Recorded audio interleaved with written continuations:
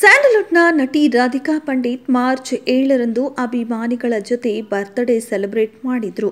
ಅದಾದ ಬಳಿಕ ಕುಟುಂಬಸ್ಥರ ಜೊತೆ ಬರ್ತ್ಡೇ ಪಾರ್ಟಿ ಮಾಡಿದ್ದು, ಇದೀಗ ಪಾರ್ಟಿಯ ವಿಡಿಯೋವನ್ನ ನಟಿ ಶೇರ್ ಮಾಡಿದ್ದಾರೆ. ಮಾರ್ಚ್ 7 ನನ್ನ ಜೀವನದಲ್ಲಿ ಇಂತಹ ವ್ಯಕ್ತಿಗಳನ್ನ ಪಡೆದಿರೋದು ನನಗೆ ಸಿಕ್ಕ ಆಶೀರ್ವಾದ ಎಂದು ನಟಿ ಸಾಮಾಜಿಕ ಜಾಲತಾಣದಲ್ಲಿ ಬರೆದುಕೊಂಡಿದ್ದಾರೆ. ಕುಟುಂಬದ ಜೊತೆ ಹುಟ್ಟುಹಬ್ಬ ಆಚರಿಸಿದ ವಿಡಿಯೋವನ್ನ ರಾಧಿಕಾ ಶೇರ್ ಮಾಡಿದ್ದಾರೆ. ಪತ್ನಿಯ ಹುಟ್ಟುಹಬ್ಬವನ್ನ ಯಶ್ ಅದ್ದೂರಿಯಾಗಿ ಸೆಲೆಬ್ರೇಟ್ ಮಾಡಿದ್ದಾರೆ. ಕಡಲ ತೀರದಲ್ಲಿ ಪತಿ ಯಶ್ ಮತ್ತು ಕುಟುಂಬದ ಜೊತೆ ಕೇಕ್ ಕತ್ತರಿಸಿ ಸಂಭ್ರಮಿಸಿದ್ದಾರೆ.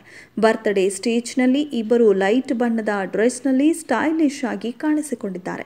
ರಾಧಿಕಾ ಶೇರ್ ಮಾಡಿರುವ ಈ ವಿಡಿಯೋದಲ್ಲಿ ಯಶ್ನ ಅಪ್ಪಿಕೊಂಡು ಕೇಕ್ ತಿನ್ನಿಸಿದ್ದಾರೆ. ಮದುವೆಯ ಬಳಿಕ ರಾಧಿಕಾ ಪಂಡಿತ್ ಸಿನಿಮಾ ರಂಗದಿಂದ ದೂರವಿದ್ದು ಮನೆ ಮಕ್ಕಳು ಸಂಸಾರ ಎಂದು ಬ್ಯುಸಿಯಾಗಿದ್ದಾರೆ.